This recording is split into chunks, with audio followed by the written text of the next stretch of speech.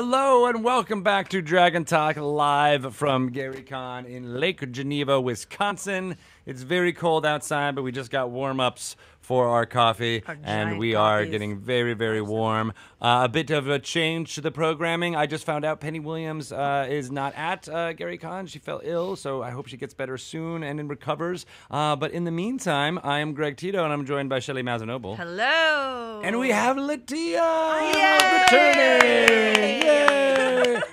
How are you? I'm great. GaryCon has been wonderful. It's my first GaryCon. You never been before? I've never Me been. either. Excellent. So Nice. we are first-time GaryCon buddies. Yep, we are. We'll always have that. We will always have that. Always have that. But no, it's been really fun. I'm running games all weekend. You got your Dungeon you are. Master Yeah, shirt I got my on. Game You're Master ready to shirt go. on. I'm How ready many to games go. are you running? Let's see. A grand total. Let's see. I did 4 yesterday. I'm doing 4 today. I did 3. I'm doing 3 tomorrow. Oh my God. That's 4. I can count. 13 games That's a this lot week. of 13 games. games? 13 games. You don't have That is time a to play in lot. games. No, but that's fine. I like running. Are you running for, is it new players or are they mostly people who No, already it's, know how to play? it's people who know how to play mostly. Most of my games, Adventures League has different tiers of play. Most of my games have been tier 2 and tier 3, which is roughly levels 5 to 16. So there are people who are pretty familiar with the system.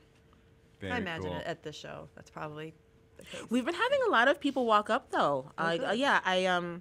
There were a couple of players who, it's a little hard because, if you don't have any tier 1 tables, it's, we're never trying to be exclusionary, Right. but like you have to play through the Adventures League rules and the system like that to get to, your tier various 2s and tiers. tier So yeah, 3s, you can't just like come up and roll a level 5 character and be like, I'm going to play now. You got to Yeah, go. and I've discovered that as being a dungeon master here for an adventure that was like level 2 through 4, Mm-hmm. and people, I just assumed people were going to have pre-made characters that they would bring to the table, and they're like, oh Mm-hmm. no, we can't even do that in Adventures League. I'm like, oh yeah, I guess you can.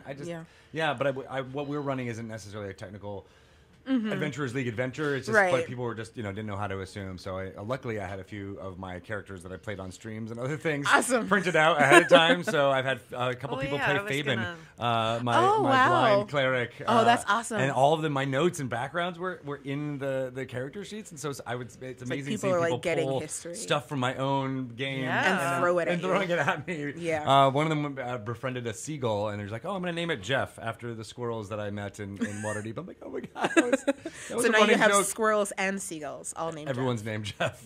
That's awesome. One of my Adventures League characters, her name is Vera. She's a level 16 wizard rogue. Whoa, 16. Yes. She has a longbow that is sentient that is named Gary. Aw. Because it's just a guy named Gary in her longbow through circumstances. He's not very happy with her because he would much rather be in his own body. But we must all make do with what we have. Is it a magical or mystical presence, or is it just a No, guy? it's just a guy named Gary In her bow. in her bow. She put him there? It wasn't intentional. It was kind of intentional. But it wasn't intentional for Gary to go into the longbow. No. We were at this altar that claimed to enhance your magical weapons. So you put your weapon on the altar, and then the DM rolls randomly, and a soul within 50 feet of the table gets put into the magic item. And there were prisoners nearby, which I assume was for this purpose, but we had no idea. And yeah, one of the prisoners is in her longbow now. Forever and ever? Forever and ever. Amen. Yeah. That's cool. Yeah, so she has this running commentary of how much he hates her and how he wants her to be unsuccessful in all her endeavors. And she's just like, oh, Gary. Does he have any control over that? Like, can he, That's kind of funny. No. swat the arrow down and she No, fires it? he yells at her really loudly when things happen. Can other people hear him? No. Yeah. It's even better. So it's like could be what's a happening to cartoon. Tilly in Star Trek Discovery right now. Mm-hmm. Spoiler alert. It's funny that the name is Gary, and we're at Gary Con. It is. Yeah. I didn't even put that together. You're so smart, Tito.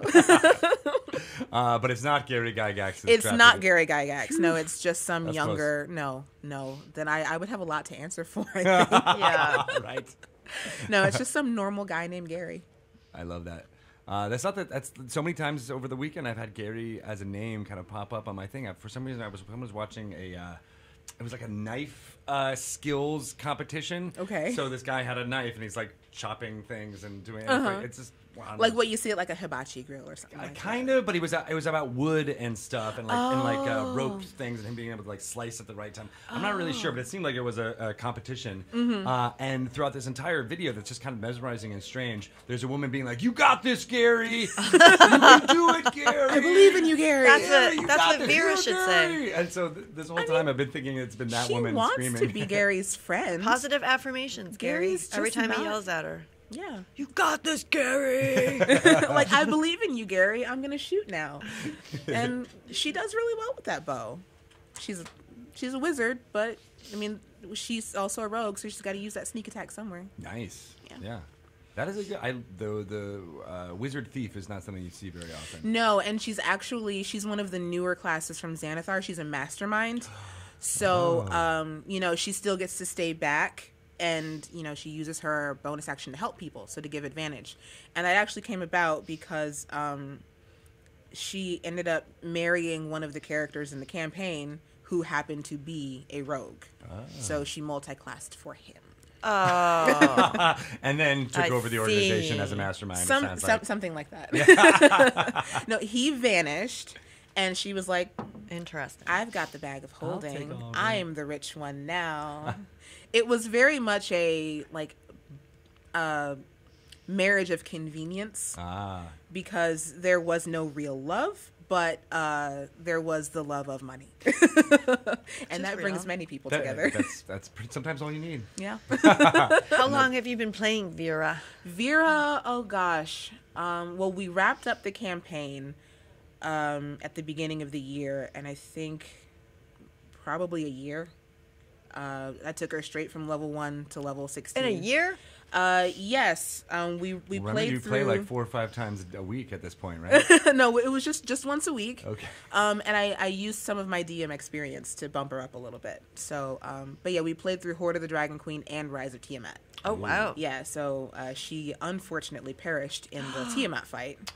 But that's a good fight to perish It is a in. good fight to perish in, and thanks to Adventure League rules, I can bring her back.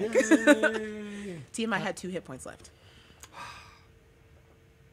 So what kind of stuff are you running here? I am running, I'm running all of the con-created content for Gary Con. So outside of the Season 8 stuff that Adventures League has put out, there are con-specific modules that they write for the various conventions like Game Hole and Gary Con and stuff like that. So I'm running the Tier 2 trilogy for Gary Con. It takes place in and around the town of Glister. I don't know too much about the area since I don't know too much about the Gary Con setting.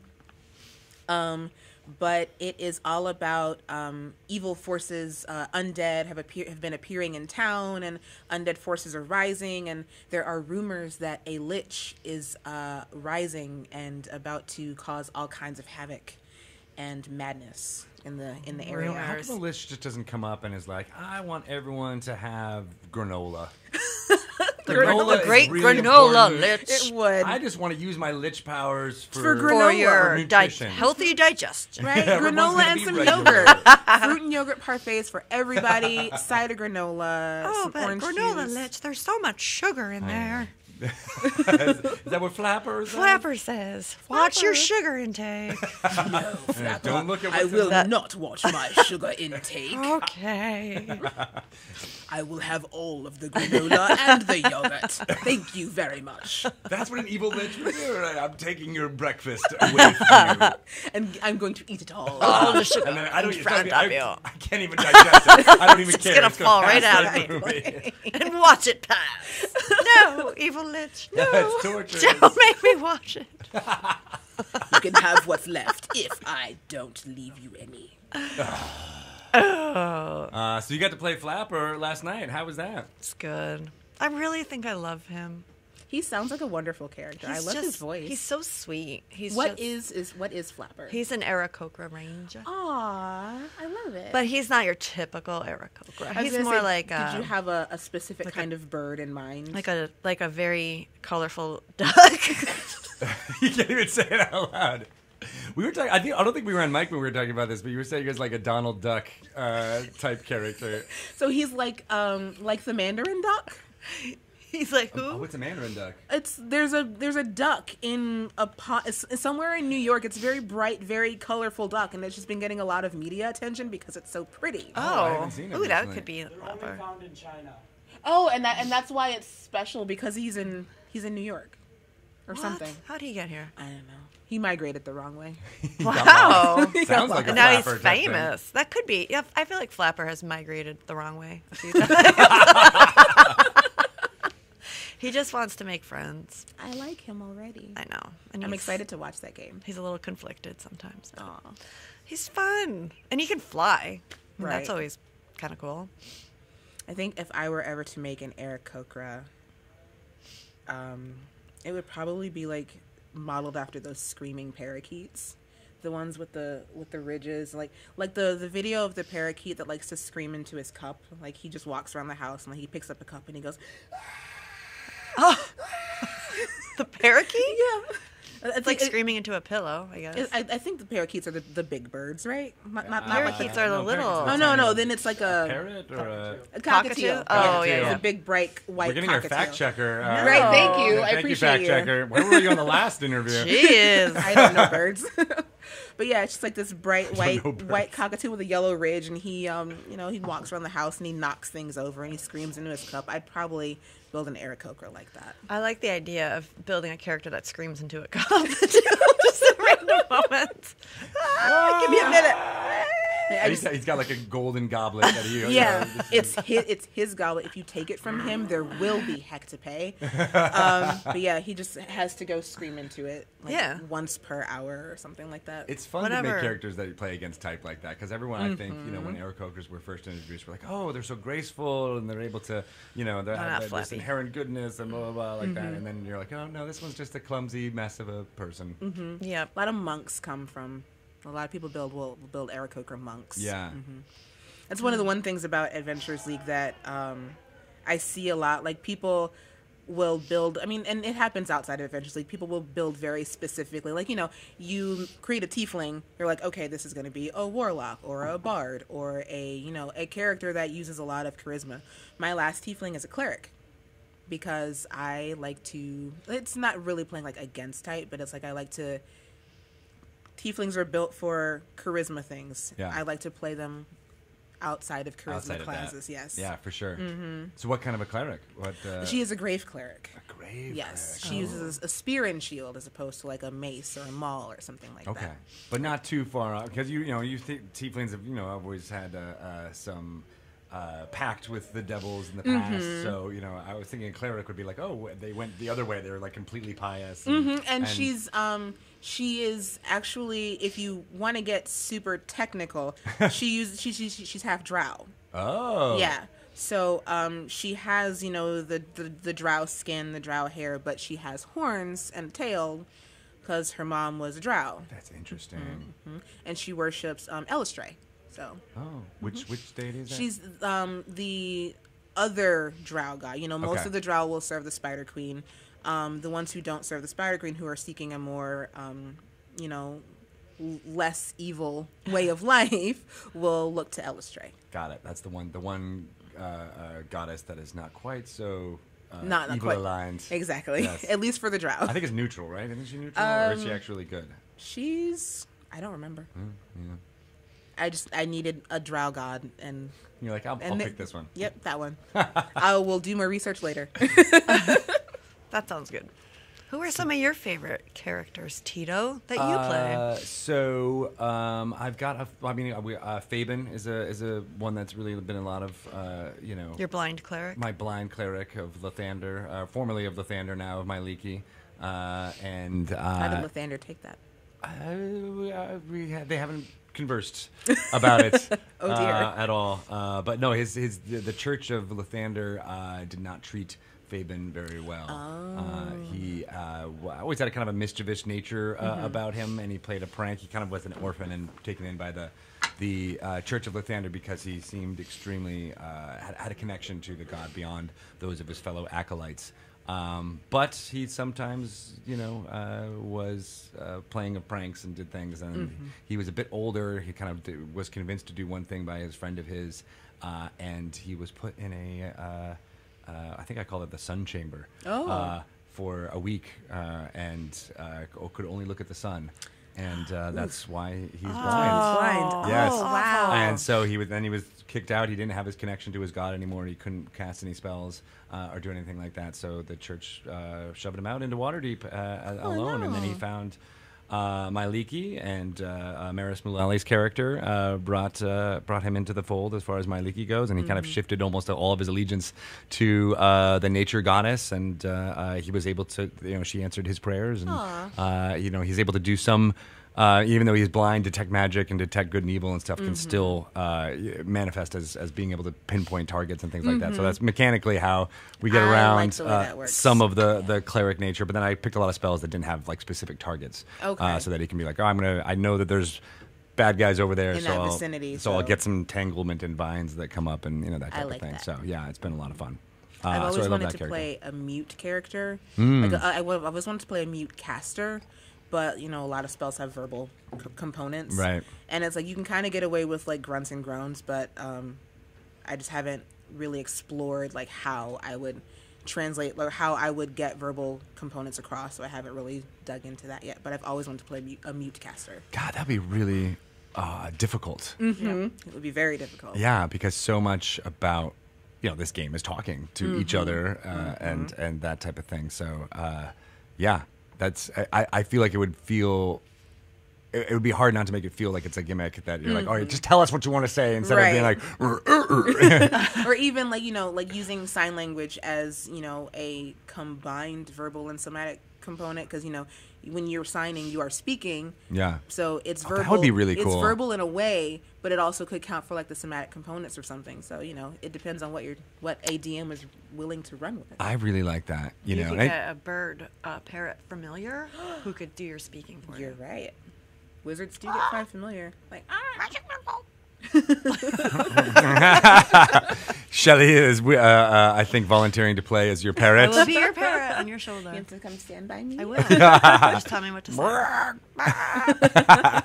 practicing my bird That's a good calls. way to work around it. Yeah. Yeah. But I didn't even think of the ASL kind of thing. But if that would be really fun to be able to do. experiment with that, and then then also teach your group. I mean, what a great Yeah, they would have to know too. Yeah, I'm really. I mean, I want to learn ASL for more reasons than just working with people who can't speak in or can't hear even in D&D. Like, I'm really looking into various ways of to kind of shift the tone shift the subject of the banter a bit. I mean, since we're going there, right? Yeah, no, I mean, accessibility is huge. Yeah, and I'm really impressed at all of the different ways that we're making D&D accessible for people. But Yeah. ASL, I've always wanted to learn, and I have yet to have a deaf or person who doesn't speak at my table, but just wanting to be prepared for things like that. So Yeah. I've always wanted to learn ASL. That would be amazing.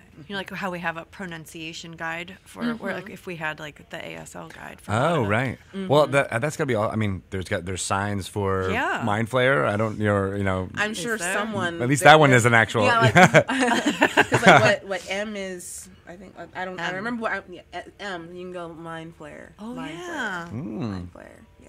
That'd be Beholder. really cool. Beholder. Oh yeah. Oh, Yeah. yeah. See, all right, we're already developing the vocabulary as we speak. Yes. That's really neat. And there's always so much. Because D&D has been so great about being inclusive and bringing in people and are excited to play because they've been able to experience it in different ways. Now it's like, all right, now how can we just make it as available to more Yes, people? absolutely. And we're trying to. There's always more and more ways. I mean, we've talked about Braille dice and things like I've that. seen Yeah. those. Those Yeah. are really cool. Yeah. And I think there's even more iteration on that can be even better. Like, you know, that, you know, because I've seen ones that are both display, so for the people at the table can see it as well as the visually impaired person. And like just even having raised numbers makes a difference to someone who can't see very well. Like, you know, you hold your die and then you feel that number and like, oh, okay, that's a 5. Yeah. And it still makes it accessible for that player and then for everybody else to see, oh yeah, that's a 5. Right, they still have that dramatic moment of like, oh, you got, you know, a high number. Like feeling a natural 20 has to be like, you know, the most kind of like one of the most amazing feelings, I think. Yeah. Yeah. Oh, that's true. Like you hear like, or like you see your table excited and then like you feel that number and it's like, you know, oh my gosh, I got a natural 20. Pretty exciting.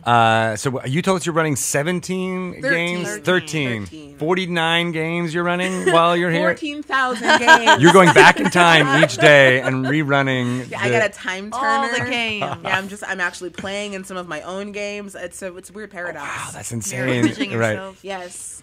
We have crumbled the space-time continuum here at Yeah, GaryCon. here at GaryCon. But 14 games Very is still dedicated. very insane. It is, and really, I only will have played 12 at the end of the campaign because I made not the mistake, but I chose to run 2 tier 4 games on the first day. Ooh. And they were the second and third parts of the trilogy, and people really don't want to play those when they haven't played the first one. Got it. So that was an oopsie on my part, but as far as scheduling those yeah, out? as far as scheduling those when I did. Yeah. But I got to play in a game because one of my slots didn't fill, so Sweet. I got to bring Vera out back from Vera and Gary. Yeah, recovering from her brief death at the hands of Tiamat. If I was gonna go, I'd want to go. At the That hands is, of Tiamat. I was not upset with the results of that battle at all. Not at all. Was it a TPK? It was a TPK. It was. Tiamat. Damn you, I kind of love her Tia. too. I told you I like the female villains. They are great. Yeah, you said you were looking at the picture of Lolth. Both. Loth is just, she's got a power, man. I mean, Yep. obviously she's a goddess, but she's got power. Yeah. I don't know. What is it about about that? her. I mean, because my daughters love Maleficent and the Descendants and all that kind of I think evil it's just easier tinged to stuff. befriend the things that would frighten you. Hmm. I remember I somehow like saw when I was a little kid this black and white movie. I don't even know like where it was or why it was on, but I somehow like looked at the TV and it was like this human bee, but like an evil bee or like a fly or something. And I was like, oh my God, it's horrifying. And then I immediately made Bee Monster an imaginary friend. That was actually like my friend. And I had Oh. Monster with the glasses. He was also my friend. Monster with And the then, glasses. Red Monster, who looked a lot like a Sesame Street monster, but like, he was like super tall and really fuzzy. And I was scared of them. But I was like, nope, now we're friends. And now they like hang out with me. Interesting. Yeah. And remember when I told you about Monster Face and Quinn? Yeah. I accidentally scared the crap out of my son Oh, when he had a no. pacifier. 'Cause And he I was, like, trying to, 3 at the time, right? encourage him- 3? Yeah, he was a little kid. And I was trying to encourage him to like maybe get rid of that pacifier. I was the same way, so go on. And I took a picture of this horrible goblin from Magic the Gathering. Who was like, his like face was like basically like these horrible teeth. And I was like, hey, I met this kid. And he had a pacifier for like way too long, and this is what he looks like now. Oh, And I was like, oh, show me that again. Like, I'm a terrible mom. It didn't even work. Oh no! But he started to ask me questions about that monster. He called him Monster Face, and he was like, "Mommy, do you work with Monster Face?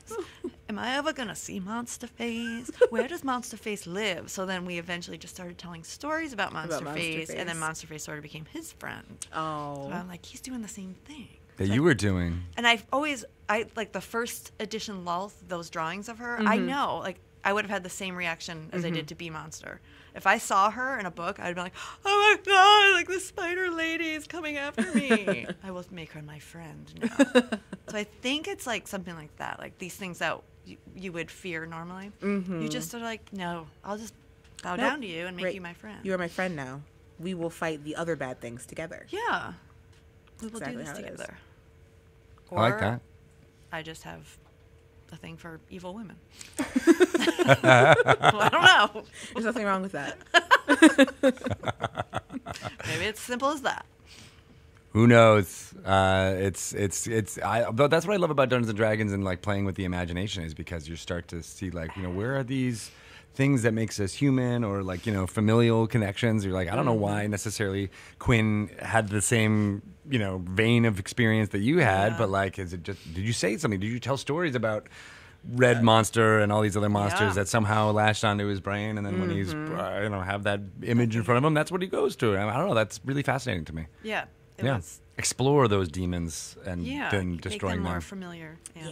Yeah. And I think he kind of started to feel bad for Monsterface too, because the stories we told, like he lived alone in a tree. And so it was like every the time Grinch he a little would bit? like try to like come play with kids, they were like, you're freaking me out. And then he was like, I don't want to play with you anyway. You have to get was always stealing Monsterface their some other toys. monster friends. I know. Maybe he'll join Bee Monster and Red Monster. Maybe. And Monster with the glasses. And then you can just enjoy all of these monster friends with your son. Yeah. That could be like his first adventure. Yeah. Yes. Oh. We should write it Would they be the like NPCs or would they be the party that would be with I feel like they might Quinn? have to be his party. Yeah, because he has a monster alter ego as well. Quinn? Quinn Nut Puncher. Oh, yeah. I love That it. yes. Nut Puncher. Bart wrote that into Bart Carroll wrote that into the adventure that went up for It Extra was Life, Extra right? Life, yeah. Yeah, That's Quinn so made cool. an appearance, and That's so cool. he made up that character. That's awesome. Yeah. So Quinn and his monster crew. Yes, monster they crew. would be quite the little ragtag bunch of. It's like it'll be like watching like a mischievous bunch of kobolds going and doing nonsense. It's like they Yeah. are. Just see what happens. Yeah, just see what happens. Like you want to root for them, even as you know that their kobolds can be pretty dangerous in a lot of numbers, but they're just so cute. They are kind of cute. They are. So, in all of your experience running games at conventions, do you get a lot of kids at your table? Sometimes, and I love how you say all of my experience when it's literally been like 2.5 conventions. Is that it? Yes, So I've almost been with you at all of your. Yes. experience. Yes. Oh. I ran my first convention games at Gen Con 51. I just did 2 games. And then Gamehole Con was where I went the whole 9. Yes, I remember. And did 30 hours there. Whoa. Yeah. I did 30 hours there. And technically it's 30 hours here too. But, you know, I had the 2 games that didn't work out. But yeah, I did at Gamehole. I did have a couple kids at my table. At Gen Con, I had a couple kids at my table. And I have kids at my table in my Monday group. I run for teens. You run for teens. You do? Yeah. Oh, cool. On Mondays, it's all ages, but my table will usually consist of at least 2 or 3 teens. Where do you do that at? The LaGrange Library in LaGrange, Illinois. Oh, nice. We're maybe 2 or 3 sessions out from finishing Dragon Heist. Wow. So it's a weekly. It's a weekly they thing. Come back every Yep. week. The same group.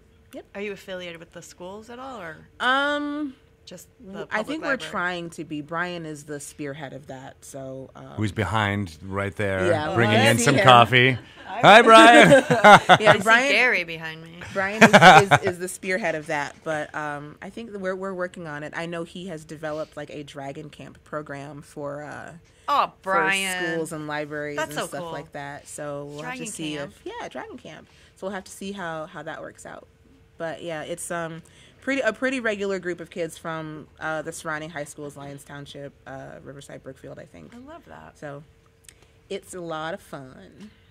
That Yeah, sounds awesome. I've never necessarily played with younger kids, but at the 2 tables that I've run here at GaryCon so far, there have been a parent and their Yeah. that scion, warms my heart. and which Yeah. has been really just kind of fun having those that cross generational thing, and you can really just tell that they come to this to instead of going to another vacation, they're coming here to spend time together. And even if they're not at my table, like if you go across the hall, you can see kids. Yeah. At many of the tables in the Adventures League hall. I even saw someone carrying a bebe. Yes, baba. a baba. Baba. There was a baba. I'm like, whoa, the tiny bit. Get them early. Get 'em early. Yeah. start Yeah. having them play. Awesome. Well, I know you've got a game in about I 12 do. minutes. about to You better begin. go set that up. So Yeah, I gotta go switch tables. we gotta let you go. Thank you so much for dropping in Oh, no and problem. talking with us. Thank you Always for fun, talking with me. LaTia. It is always fun to see Where you can guys. people find out about what you're doing or just following you online? I am on all of the social medias at The Lady Tiefling, just The Lady Tiefling. Twitter, Tumblr, Instagram. Not so much Facebook. Facebook is more just, for friends like you. For frenzies. But I am always accepting friends. Like if you know my name, you can find me. I don't care. Be my friend. Friend me. There will be friends. And then, of course, check out Initiative Coffee Company, Initiative Coffee Company. and the amazing programs you were just talking about. Yeah. Check out Dragon Camp. It's a new thing. Sweet. Go. There's a video about it. What? Yeah, there's a video about it. A video. I There's like a video. videos. Yeah. Awesome. Well, get to game mastering. I'm going. We will take a short break and be back with Darlene the artist, which should be really fun. Can't wait for that. See you soon. Bye-bye. Bye.